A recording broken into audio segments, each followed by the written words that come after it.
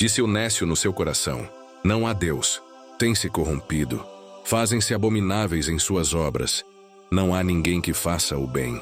O Senhor olhou desde os céus para os filhos dos homens, para ver se havia algum que tivesse entendimento e buscasse a Deus. Desviaram-se todos e juntamente se fizeram imundos. Não há quem faça o bem, não há sequer um. Não terão conhecimento os que praticam a iniquidade, os quais comem o meu povo, como se comessem pão, e não invocam ao Senhor. Ali se acharam em grande pavor, porque Deus está na geração dos justos. Vós envergonhais o conselho dos pobres, porquanto o Senhor é o seu refúgio. Oh, se de Sião tivera já vindo a redenção de Israel! Quando o Senhor fizer voltar os cativos do seu povo, se regozijará Jacó e se alegrará Israel.